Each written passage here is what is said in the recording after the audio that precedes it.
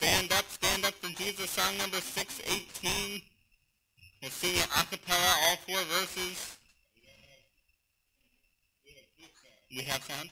Oh, we're not singing a cappella, we just don't got screams. All right, let's sing it out on that first verse. Stand up for Jesus.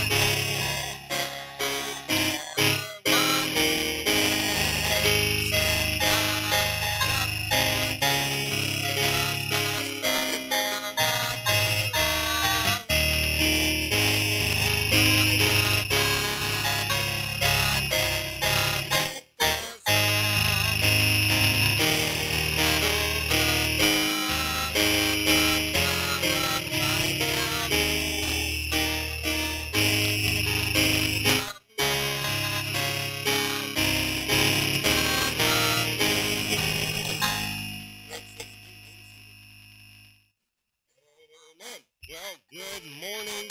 Welcome to Bellevue Baptist Church. We just wanted to have a little background ambiance music, and coming in this morning, our screens aren't working. Hopefully we're going to get that fixed for main service, and we got the virtual piano player, and it's just, these are the joys of being church planters, and the Creekmores are not church planters, like you guys are all church planters, but it is good, and glad to be in the Lord's house today, and super excited because we have the Travis family, and so Travis Sanders family. It's like I gotta say the whole thing. So I was like Nicole, but our goal is to try and get you to have some time to meet Travis and Nicole and their children, and just to build that relationship. We're very excited for what the Lord not only is doing in their life, and as they are on their way, I think 75% now, that Travis said, the support that they need to get to China, but also just what the Lord has done in their life. And excited, and I had said earlier that I think, and I was trying to remember, I think it was 5 years ago, some of that we first met them, and they were kind of in a similar situation as we were, and felt called into the ministry, and started to pursue that. And it's just exciting to see where they're at now, and just to be have them with us today. So super excited for that. What we're going to do today is we're going to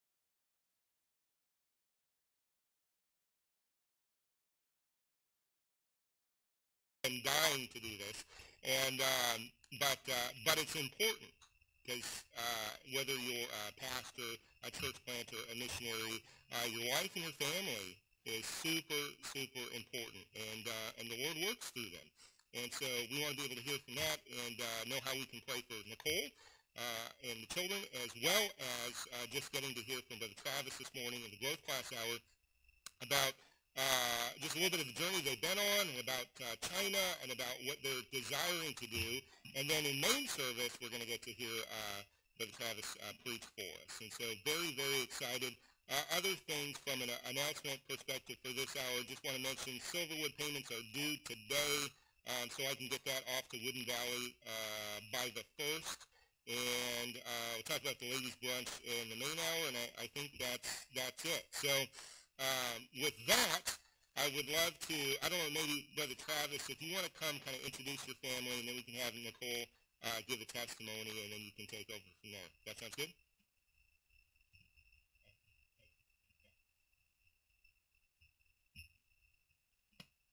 I'll turn the power on when I come back up, I guess. As Pastor said, we are the Travis Sanders, no, we are the Sanders family. We're missionaries to China. I'll introduce my family right quick. This is our oldest, Kaylee. Raise your hand. There we go. That's my favorite son, Owen. And this is Aubrey, and then Gracie. And this is my wife, Nicole, and she'll give a testimony in a second. But I will share how I met my wife. We met at this weird place called church. And my parents quit going to church when I was in the 3rd grade for some reason. And I didn't go back to church until I was 17. I was a senior in high school. And I wasn't forced to go, but I had an aunt and a grandma who made sure I went to church.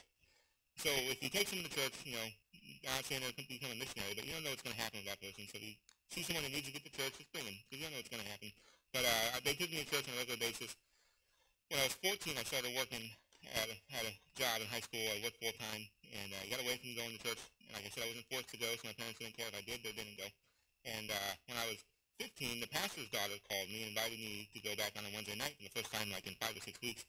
And when you're 15 years old and a girl invites you to do something, you just do it. And so I showed up to church on that Wednesday night, and I'll never forget it. I was wearing my blue jeans and my black hoodie, and I was kind of catching up with my friends, and I looked off in the distance, and I saw this thing standing there, and it was Nicole, that's this thing. I saw this lady standing there. The Bible calls him, you know, he that's found a wife found a good thing, so it's okay. Anyway, so I remember looking at her, and all the lights in Phoenix went out. It was really weird, and there's a spotlight right on her. And then she went like this with her hair, you know, flying in the wind real slow. Yeah, slow motion, it was crazy. That's how I saw it. And then she smiled from the distance and went, you know, back. This isn't nerve-wracking at all. Like it was said, my name is Nicole. Born and raised in Phoenix, Arizona. And I do not come really from a Christian background at all. I actually came from a broken home. My biological dad left when I was a baby. I really do not have any vivid memories or anything of him. There was one time when he kind of came by to visit with my sister and I, and then he kind of dropped off a gift. I don't even know why. I don't think it was any of our birthdays. Stuck around for maybe 10 minutes and then never saw him again. So I don't know my biological father. It's actually odd. He actually still lives in Phoenix and has lived there pretty much his whole life, but he never reached out to us. By the time I was probably 4, my mom remarried, and it didn't, I guess, come to knowledge until, you know, later in life, a little bit, maybe about 10 years old or so. He always made it very apparent that we were not his kids. Even though we were young when he came around, we called him Dad, but he just didn't, not that he didn't care for us, but it showed. And I say around 10 because that's when my brother was born. And so he always made it very apparent that that was his son, and it was just then my sister and I. So kind of grew up not really having a father figure, I would say. But thankfully, around the age of 14, we started attending an independent Baptist church in Phoenix, and we all were hearing the gospel every week, Sunday morning, Sunday night, Wednesdays. We were at fellowships. I'd say teen activities, but that was really just my sister and I because it was a small church. But by the time I was 15 is when I realized that I needed to get saved. So April 28th, 1996, I got saved, baptized the next month. And it was later that year, about October, that we started going to Cornerstone Baptist Church, which is our sending church. And that's where I met Travis. And it's funny because one pastor wanted to know how we met, and I always say, you want to hear it from him because my recollection is not like his at all. I kind of remember that night. It was a Wednesday. I remember standing on the property and talking to the pastor's daughter, and I don't remember the wind blowing at all, or the lights going out. It was pretty bright. But yeah, so that's where I met Travis. We did start dating pretty young. But what else? I guess we got married in 2000. We have 4 children. I was a full-time employee with Merrill Lynch for almost 10 years, and kind of always thought I would never be a stay-at-home mom. Like, I just didn't think I could ever do it. Definitely would never homeschool my kids ever. And then just being in ministry wasn't necessarily on my mind ever at all, I guess. I just felt because of my background, like, that I couldn't do anything. So that none of that ever crossed my mind. But the Lord was definitely working in my heart and in my life. And when I was pregnant with Gracie, it kind of just, something happened. I have no clue what it was. It's just my mind changed. And I went to Travis and I said, I don't really think I want to go back to work. And I was on almost on maternity leave for her. And he's like, okay.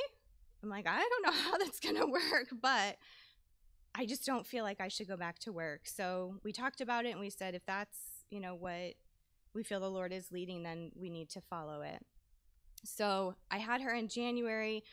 I had like 13 weeks maternity leave, so I wasn't actually due back to work till April. And before I left, Merrill Lynch was going to go into a merge with Bank of America. So I knew that was happening in the time that I was gone. So in February of 2009, one of my managers called, and I thought it was really strange that he was calling me on maternity leave, but he called and I could tell something was wrong, and he just said, I feel really bad. I don't want to be calling you. And I'm like, okay. And because of the merger, they actually were eliminating my position at Merrill Lynch, and they let me go. And I didn't have to quit. I got a severance package for, I don't know how, but it ended up almost paying me out the rest of 2009. And so I didn't have to quit. The Lord obviously was showing that this is definitely what he wanted us to do. Let's see, I did end up homeschooling. We homeschooled for 3 years. It was really tough at first. The first year, I was told, is always the hardest, and it was extremely hard. But we knew it was beneficial for our family and for our kids. And I was at home anyway. I just felt I had been working for 10 years, so I'm like, I really should probably be at home with the kids now. So we homeschooled for 3 years, and then in 2010, we actually started going to leadership conference in Lancaster, and that's when the Lord laid on our hearts to go to Bible college, which again is a scary situation. Like I said, I lived in Arizona, in Phoenix, Arizona, like the same area, like my entire life. So all of our families there, my mom, my grandmother, my aunts, uncles, Travis's family is all there. So it was so scary, like moving to another state, especially California. But we knew that that's where the Lord wanted us. We loved the church. We loved the college. So we just made the decision. January 2012, we moved to Lancaster. Travis started college that fall. He actually finished on campus by 2015 in December, and we made the decision to move back to Phoenix at that time. But during the time, we continued to go to leadership conference, and the Lord began to show missions work on our hearts. I felt immediately that it was missions, and I would talk to Travis and say, what do you, I know you want to go in, we're going to go into ministry. What do you think we need to do? And he's like, I don't know. It could be church plant, it might be missions. I don't know. And I'm thinking, I didn't want to say anything like how I felt the Lord was leading. I wanted the Lord, to make it known to him. So I get my mouth shut. And I think it was the 2011 leadership conference, I guess, is when we surrendered to full-time missions. And that was exciting. I kind of knew it, like I said, from the beginning, and I'm glad that the Lord showed him early on. And then China, obviously, it's a scary place, dangerous. They say, oh, you hear all the stories about China, but we took our survey trip in 2016, and it was so wonderful. It was warm. It was welcoming. The people are just wanting to learn, and they're very receptive of what we have to say. So it's not the people, it's the government that tells them, like, you can't learn, you can't. But I kind of explain it like when you tell a kid, no, you can't do that, you can't, and you don't really give a reason, they're just going to want to do it to see why I can't. Well, I feel that way with them with the Bible. Like, if you tell them you can't read the Bible, you can't know about God, you can't know about Jesus, they're going to want to know why. And so that's why we want to be there to tell them that Jesus loves them and Jesus died for them. And like I said, they're very receptive of that. They want to know and they want to hear and they want to listen. So we're excited to be there, hopefully in October of this year. We're praying that we get the support that we need for that. But thank you so much for having us here. Beautiful church. Thank you so much for this opportunity. Alrighty. Well, again, I'm thankful for my wife, but she's a little modest there. She, her home life wasn't great at all. But you know what? God can use anybody, and but that's good. But as far as we go, about Travis, I guess now, I grew up dyslexic, so I still read at a 6th grade reading level. So I never thought ever I could be a missionary, never in a million years. And actually, English class kept me out of Bible college for some time because I didn't think I could pass English, and I'm not very well. Did I say that right? English is not my favorite thing to study and to do, but to back up, when I was 16,